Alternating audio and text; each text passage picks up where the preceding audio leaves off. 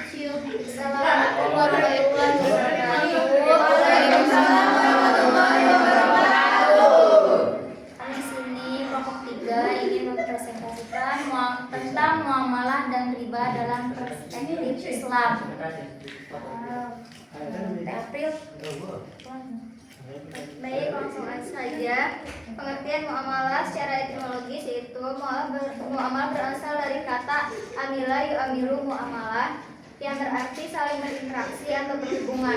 Dalam istilah syariat, muamalah adalah segala bentuk hubungan atau interaksi antar manusia dalam urusan dunia, terutama yang berkaitan dengan harta, ekonomi, dan sosial kemasyarakatan yang diatur oleh hukum Islam.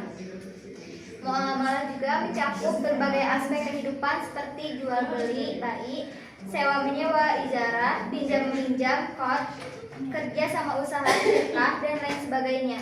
Prinsip dasar muamalah dalam Islam adalah keadilan, kerelaan antar pihak, dan tidak adanya unsur penipuan, kezaliman, atau eksploitasi. Prinsip-prinsip muamalah dalam Islam di sini ada keadilan al-adah. Setiap transaksi harus mengandung keadilan bagi semua pihak yang terlibat. Kerelaan taradi, tidak boleh ada unsur paksaan. Semua pihak harus rela dengan akad yang dijalankan. Kejujuran dan transparansi, informasi mengenai objek transaksi harus jelas dan tidak disembunyikan. Larangan gharar dan masyir, transaksi yang mengandung ketidakjelasan, gharar dan unsur perjudian, masyir dilarang dalam Islam. Larangan riba, Islam secara tegas melarang riba karena bertentangan dengan prinsip keadilan dan dirugikan salah satu pihak. Selanjutnya, pengertian riba. Secara bahasa, riba berarti tambahan, kelebihan, atau pertumbuhan. Dalam istilah syariat, riba adalah pengambilan tambahan atau pokok harta dalam transaksi pinjam meminjam, atau jual beli yang tidak dibenarkan oleh syariat Islam. Riba terbagi menjadi 2 jenis utama. Yang pertama, riba nasiyah, tambahan karena menunda waktu pembayaran utang. Yang kedua, riba fadl, tambahan dalam pertukaran barang sejenis namun berbeda kualitas atau kualitas, misalnya menukar 1 kilogram emas dengan 1,2 kilogram emas. Terus larangan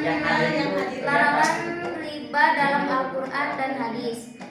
Islam melarang riba dengan sangat tegas. Dalam Al-Quran, larangan riba diulang dalam beberapa ayat. Di antaranya, Quran Surah Al-Baqarah ayat 275. Orang-orang yang makan riba tidak dapat berdiri, melainkan seperti berdirinya orang yang kerasukan setan.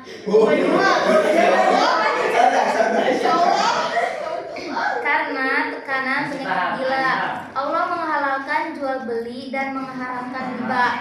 Terus dalam Quran Surah Al-Baqarah ayat 278 sampai 279 yang artinya, hai orang-orang yang beriman,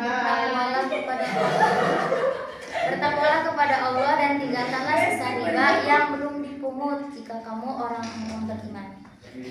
Maka jika kamu tidak mengerjakan atau meninggalkan sisa riba, maka ketahuilah bahwa Allah dan Rasulnya akan memerangimu. Selanjutnya ada hadis Rasulullah SAW juga menegaskan larangan riba dalam sebuah hadis riwayat Muslim. Rasulullah SAW melaknat memakan riba, memberi riba, penulisannya dan 2 saksinya, dan beliau bersabda, mereka semuanya sama dosanya. Hadis riwayat Muslim. Baik, selanjutnya ada hikmah dan dampak riba. Pertama, mencegah eksploitasi dan ketidakadilan ekonomi. Riba cenderung memberatkan pihak yang lemah dan menguntungkan yang kuat secara tidak adil. Yang kedua, menjaga stabilitas sosial. Sistem ekonomi tanpa riba lebih mendorong keadilan distribusi kekayaan. Dan yang ketiga ada membangun sistem keuangan berbasis tolong-menolong. Islam mendorong konsep qard, pinjam tanpa bunga, dan profit loss sharing.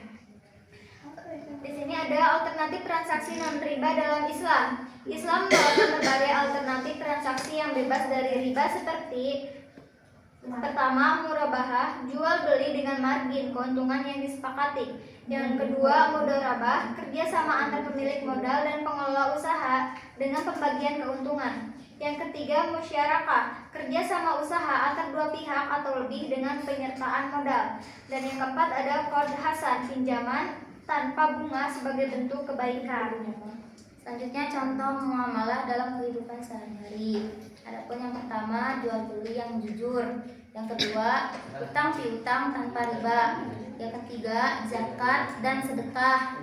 Terus sewa menyewa yang adil. Yang kelima, menjaga amanah. Yang terakhir, silaturahmi dan tolong menolong. Terus ada contoh muamalah dalam kehidupan sehari-hari. Contoh kebalikannya ya. Dalam Islam, kebalikannya dari muamalah adalah perbuatan yang tidak sesuai dengan prinsip syariat seperti transaksi yang mengandung riba, gharar, ketidakpastian, dan zalim, ketidakadilan. Terus yang pertama itu riba, contohnya riba bunga dalam pinjaman. Yang kedua, gharar, ketidakpastian dalam transaksi. Ketiga, penipuan dalam jual beli. Keempat, perjudian, nasyir. Dan yang terakhir, eksploitasi dan ketidakadilan. Cukup sekian. Mau bertanya sebelum penutupan?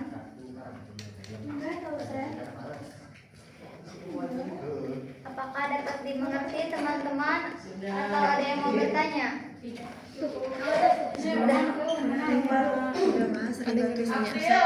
Kamu tuh cantik apa sih? Itunya skincare-nya. April ada salam juga dari Kiki. Dia malu malah yang ngomongnya.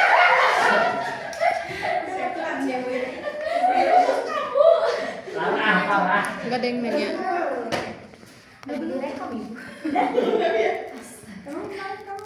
Baik, kesimpulannya dalam Islam, muamalah merupakan bagian penting dari kehidupan sosial dan ekonomi yang diatur dengan prinsip-prinsip keadilan, kejujuran, dan saling ridho. Salah satu terpenting dalam muamalah adalah larangan terhadap praktik riba. Melarang riba secara tegas karena riba mengandung unsur ketidakadilan, eksploitasi, dan merusak tatanan ekonomi masyarakat. Sebagai alternatif, Islam menawarkan sistem keuangan dan transaksi ekonomi yang bebas dari riba seperti murabahah, mudharabah, musyarakah, dan qard hasan yang lebih adil dan mendorong kerjasama serta tolong menolong.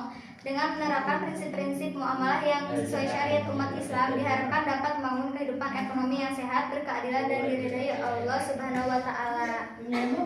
Baik, dirasa cukup.